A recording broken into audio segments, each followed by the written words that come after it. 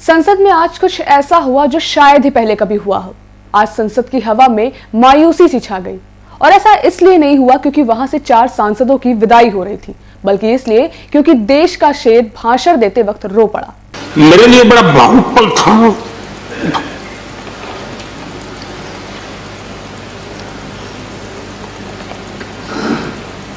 दूसरे दिन सुबह फोन आया कि मोदी जी सब लोग पहुंच गए। हम सभी ने पीएम नरेंद्र मोदी की दहाड़ सुनी है। उनके कहे गए एक एक लफ्ज में एक शेर के दहाड़ने की आवाज सुनाई देती है, लेकिन आज ये शेर सबके सामने रो पड़ा। जी हां, देश के प्रधानमंत्री नरेंद्र दामोदर दास मोदी संसद में भाषण देते वक्त रो पड़े। लेकिन आखिर पीएम मोदी ऐसे कैसे रो पड़े? क्या वजह थी उनके रोने की?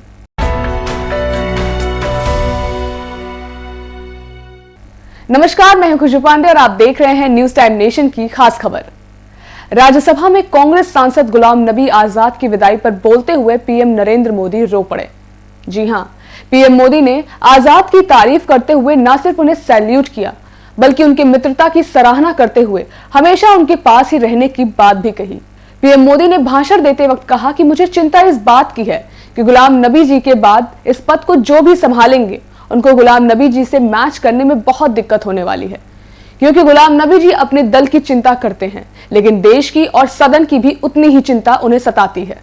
इन सभी शब्दों से पहले पीएम नरेंद्र मोदी ने अपने संबोधन में आजाद के एक फोन कॉल का जिक्र किया। ये फोन कॉल आजाद ने उन्हें तब किया था जब गुजरात के यात्रियों पर आतंकियों ने हमला कर दिया था। इस बात का जिक्र करते हुए पीएम मोदी ने खुद को संभालने की बहुत कोशिश की, लेकिन वो अपनी आवाज की लड़खड़ाहट और बहते आंसुओं को रोक नहीं पाए। वो बेहद भावुक हो गए। उन्होंने कहा कि उस फोन से इतना जरूर पता चला कि आजाद जैसे परिवार के सदस्य की चिंता करते हैं, ठीक उसी तरह से उनके अंदर मेरे लिए भी उतनी ही चिंता है। दरअसल राज्यसभा में जम्मू कश्मीर के 4 सांसदों गुलाम नबी आजाद, शमशेर सिंह, मीर मोहम्मद फैयाज और नाजिर अहमद का कार्यकाल पूरा हो गया है। इस मौके पर पीएम मोदी ने गुलाम नबी आजाद की जमकर तारीफ की। वहीं अपने भाषण को खत्म करते हुए पीएम मोदी ने उनको सैल्यूट करते हुए कहा कि मैं घटना और अनुभव के आधार पर गुलाम नबी आजाद का आदर करता हूं। उनके आंसू रुक नहीं रहे थे। फोन पे उस समय प्रणब मुखर्जी साहब डिफेंस मिनिस्टर थे। मैंने उनको फोन किया, मैंने कहा साहब अगर फोर्स का हवाई जहाज मिल जाए डेड बॉडी को लाने के लिए। रात देर हो गई थी। प्रणब मुखर्जी साहब ने कहा आप चिंता मत कीजिए, मैं करता हूं व्यवस्था। लेकिन रात में फिर गुलाम नबी जी का फोन आया। वे एयरपोर्ट थे।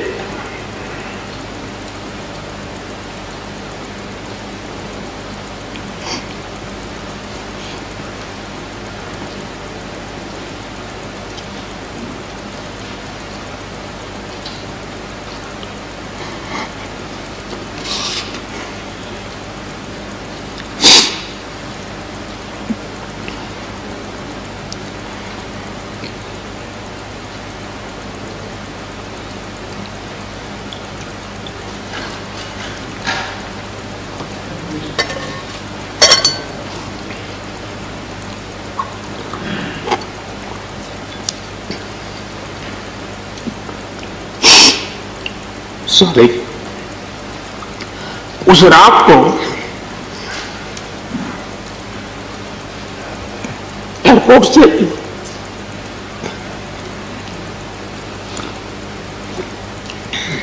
उन्होंने मुझे फोन किया और जैसे अपने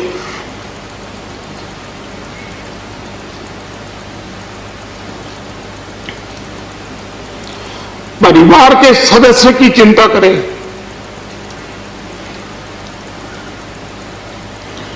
वैसी चिंता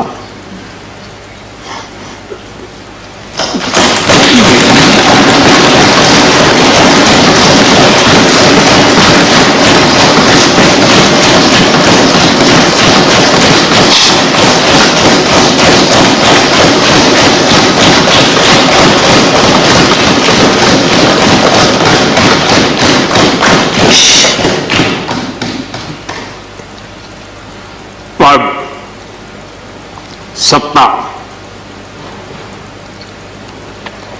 जीवन में आती रहती है, लेकिन उसे कैसे पचाना,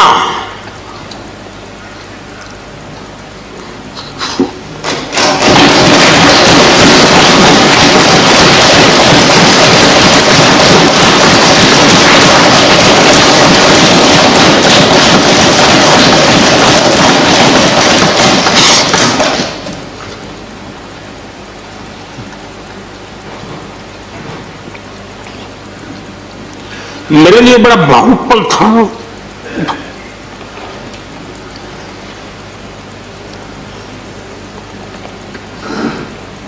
दूसरे दिन सुबह फोन आया कि मोदी जी सब लोग पहुंच गए।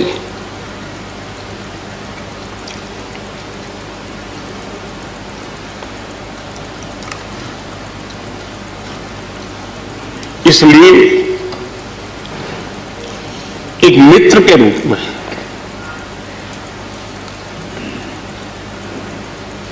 गुलाम नबी जी को घटनाओं और अनुभव के आधार पर मैं आदर करता हूं।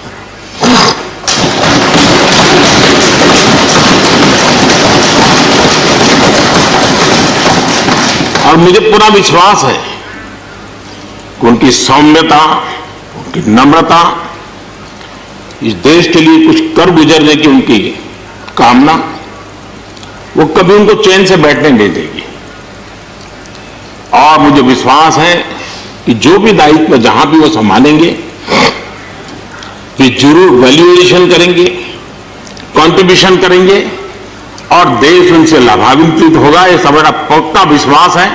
मैं फिर एक बार उनकी सेवाओं के लिए आदरपूर्वक धन्यवाद करता हूं और व्यक्तिगत रूप से भी मेरा उनसे आग्रह रहेगा कि मन से मत मानो कि अब आप इस सदन में नहीं हो। आप के लिए मेरे द्वार हमेशा खुले, इन चारों माननीय सदस्यों के लिए खुले हैं। आपके विचार, आपके सुझाव, क्योंकि देश में सब बहुत जरूरी होता है। आपको हमारी ये वीडियो कैसी लगी कमेंट सेक्शन में जरूर बताएं। अगर आप ये वीडियो फेसबुक पर देख रहे हैं तो इसे लाइक और फॉलो करें, और अगर आप ये यूट्यूब पर देख रहे हैं तो चैनल को सब्सक्राइब जरूर करें।